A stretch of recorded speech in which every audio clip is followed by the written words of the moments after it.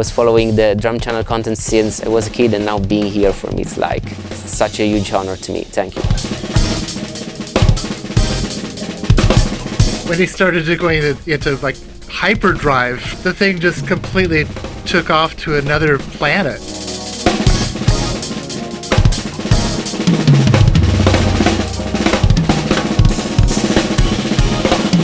Aggressive, passionate, but always knowing where the groove was. Beautiful.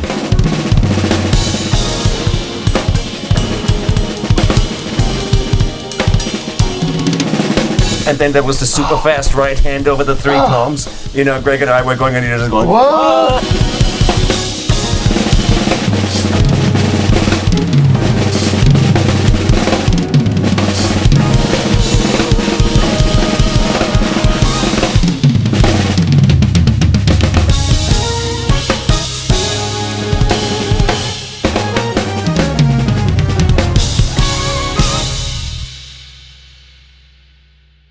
Roberto Porta is the winner of the Drum Channel theme song play-along contest, and of course a very well-deserved win. All the Drum Channel faculty voted for you, unanimous vote. That was so very well-deserved. You delivered a beautiful piece there. So thank you for participating, and congratulations again. Hello. hey! Oh, hello, is this Roberto? Hello, can you hear me? Yes, is this Roberto? Roberto? Oh, okay. Yeah, I'm Roberto. Hello, nice to meet you, masters. Where are you? Where are you? To me. Where are you? I'm in Italy. It's 3 a.m. and I'm following the live show. Ah! Wow. Auguri, Roberto, auguri! Yeah. grazie maestro. Che bravo ragazzo. See? Yeah. Congratulations. I just You are a winner. First place winner. First place. Thank you, Thomas. Thank you. You're very welcome. And we all loved your video. It's super fun. It was a close call, you know, the top three, but you were voted the clear winner, and we're very excited. And congratulations. Come to America at some point. Thank you. Come out here and come and visit us here in California and get on with Thomas on one of the shows. Yes. Next time you're planning a vacation, come to California, okay? Yeah, of course, I will. I mean, last time I was there, it was at NAMM show in 2019, but yeah, I am planning to come there maybe in close future, yeah, for sure. Well, Terry Bozzio and Don Lombardi will take you up for some great Italian food. Yes. There you go. Yeah, exactly, of course, for sure. So what time is it there for you in Italy? What? 3 Sorry? a.m. What time is it there now for you? It's 4 in the morning, 4 a.m. Ah, Yeah. well, Wow. I can't. You won again for being the person who probably stayed up the latest. Well, thank you for sticking around Thank and you. staying up so late Yeah. for us. And congratulations. Yeah, it's my great pleasure. If I can say, I just wanted to say that because there are Terry Bozzio and Chad Walkerman, that's Alan Holsworth and Frank Zappa are my mostly main musical influences, and so it's a really huge honor for me to have been selected by all of you. Yes. We're going to play a little bit of your submission so everybody can check it out right now. Ciao, Kumpa. Ciao. Ciao, Congratulations. Roberto. Auguri. Here's Roberto.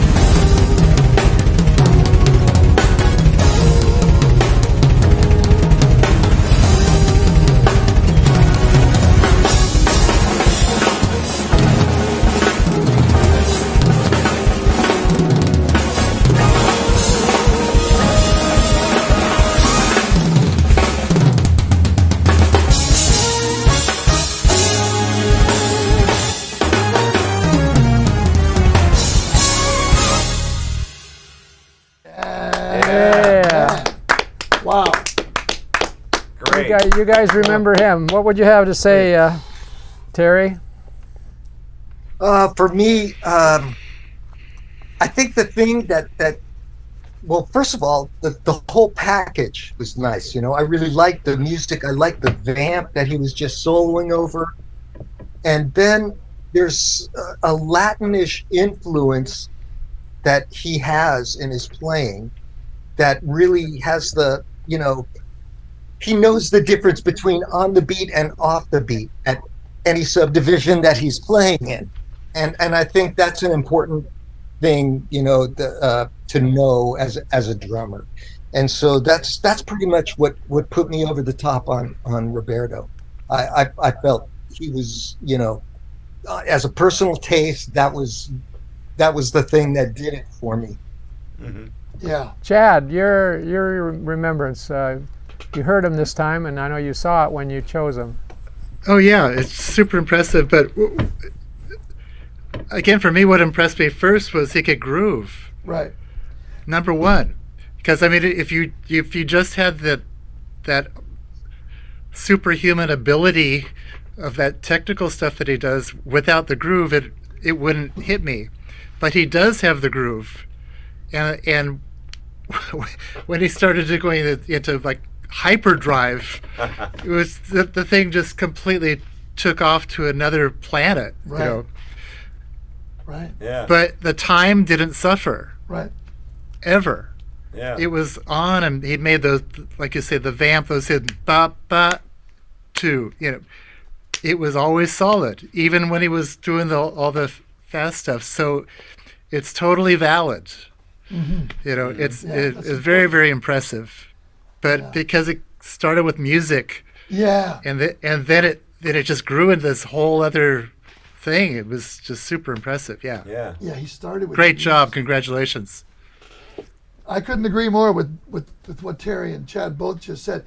He started with music. He started playing, and you didn't know that Roberto had the passionate musical chops that he had. They weren't just chops to be chops. They were passionate musical chops that were subdividing and playing displacement things. But he always, bop, bop, he always came in right on the money. But he started playing a groove that was fat and deep and in the pocket. And then, after he'd established that, then he went out. He went to Mars. Yeah. Right? But he didn't just start by going, Yeah. he started with passionate groove and then musically took it out. Absolutely. I thought it was a really great build-up in his solo. Just like you guys said, it was great groove. It felt great. And, you know, he sounded like a really great musical, very confident drummer until the solo started.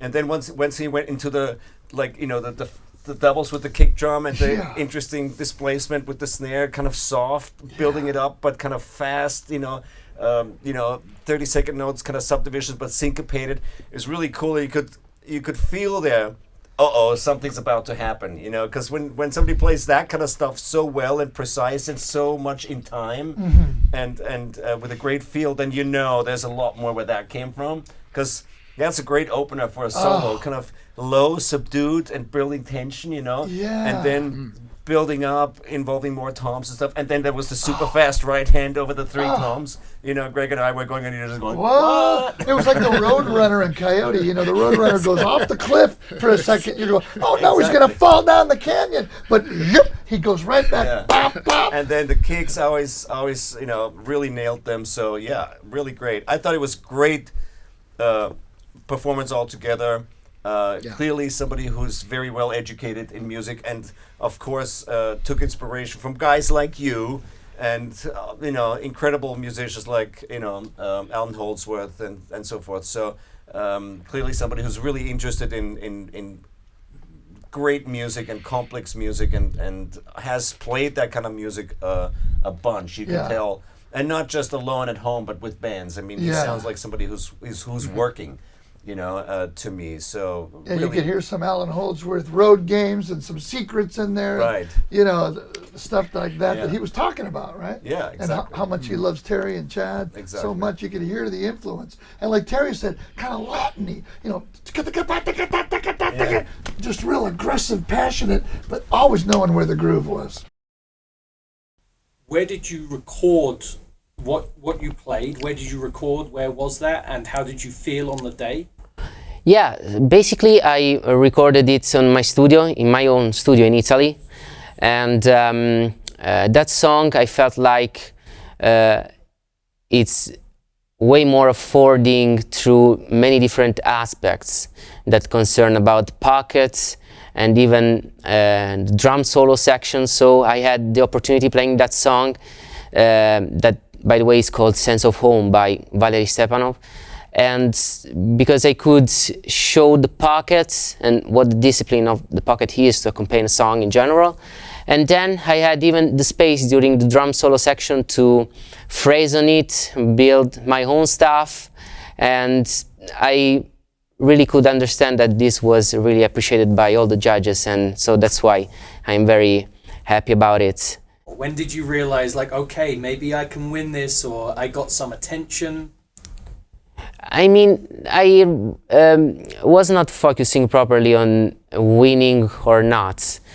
I mean, when there was the live call where the winners were announced, then, you know, going by the first, second and third place, I understood that I was not the third one, and so that I would have been the first one or the second place.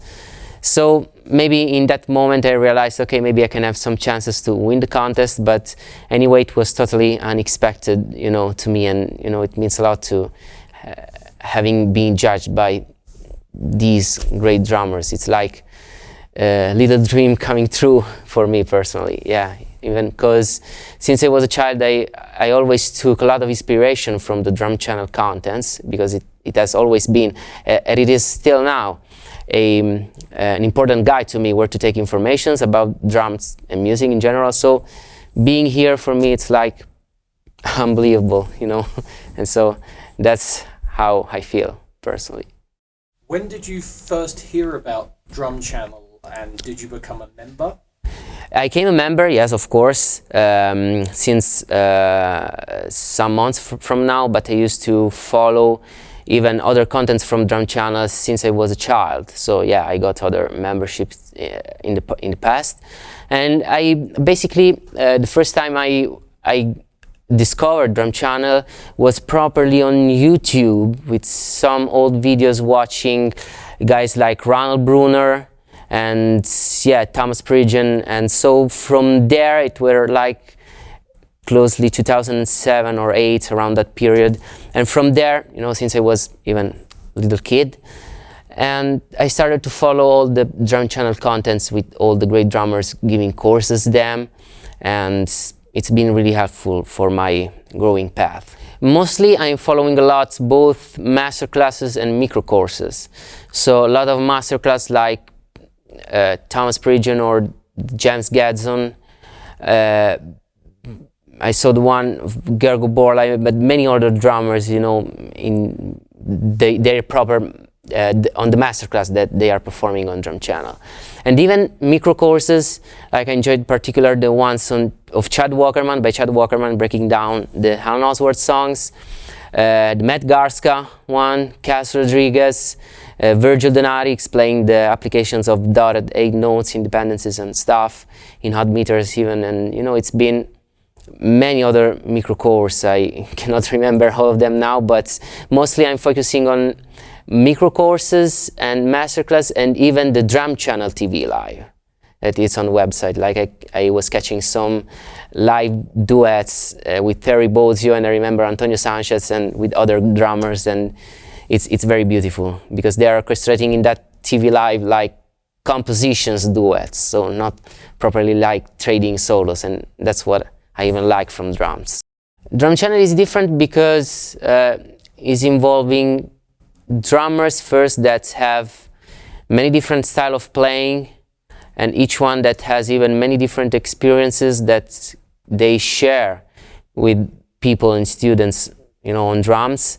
And the thing that I really appreciate from Drum Channel is that it's way more focused on the educational stuff. So not only general master classes, but like micro courses where the drummers and the masters, of course, of these instruments are deeping into the explanation of the concepts they want to speak about. And I think that it's a very important fact that is essential to inspire people on maybe going through some specific concepts that can talk about groove or improvisation or, you know, whatever. And yeah, that's mainly the things that are inspiring me from Drum Channel since I was a kid.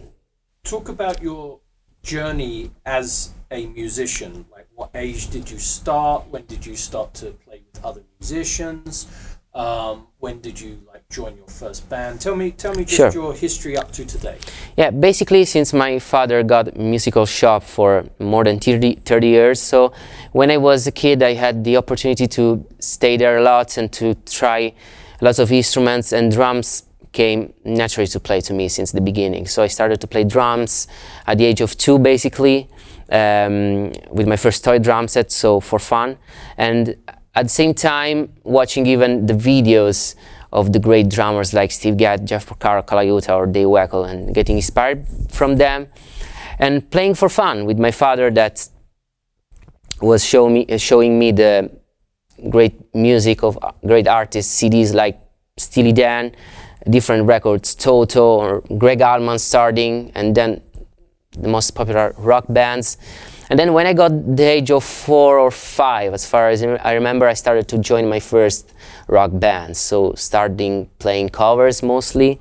And yeah, I mean, since the age of 15, for 10 years I did a bunch of gigs, playing with many different bands in Italy, and with many different musical styles, like from pop rock, from blues, from country, and to learn discipline, you know, so what the drummer has to do in a band most of the time, that is the role of the accompaniment. So then at the age of 9 I enjoyed the conservatory, classical music conservatory, so I was studying classical and symphonic percussions, and this helped me a lot on growing my technique personally, starting from the snare and playing even other instruments like timpani, vibraphone, marimba, xylophone. Gave me another perspective of the drums itself, so thinking sometimes drums as a percussionist first, that as properly a drummer.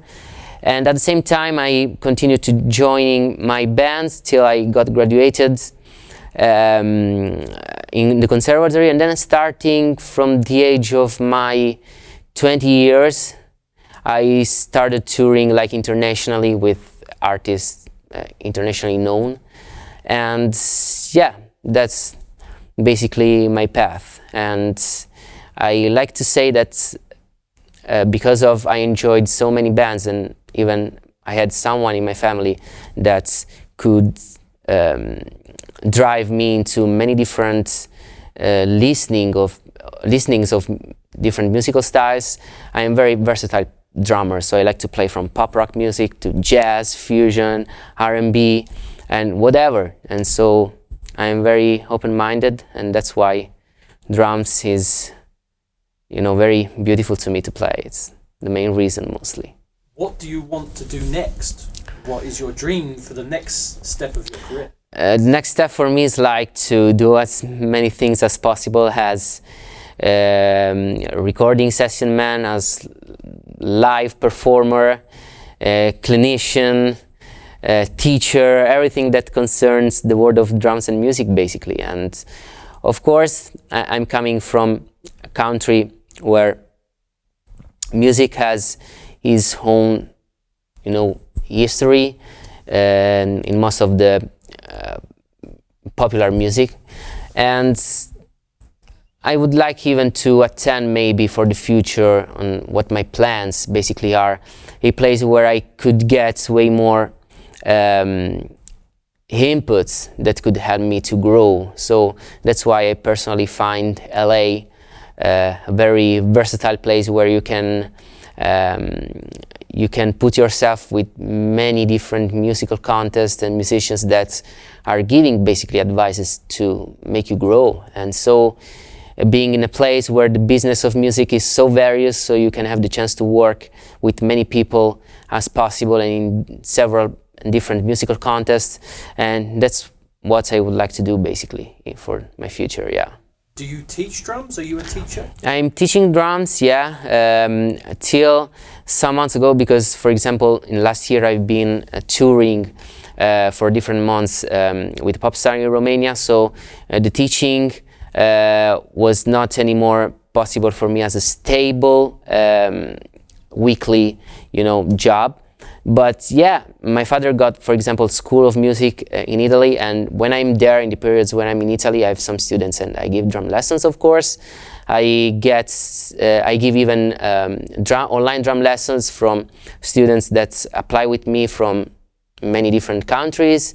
And yeah, teaching is one of the main things I even love to do, because I love to give advice to people for what they want to know from me, and it's very good and beautiful, in my opinion, to inspire other people and to help them to grow, because in the end of the thing, it's about sharing, and love. So that's why I love even to teach as well. I just want to give a big thank to all the Drum Channel staff, to Sir Don Lombardi, to you, Chris, to Elias, to Thomas Lang, and to the Westlake Drum Center for hosting me today.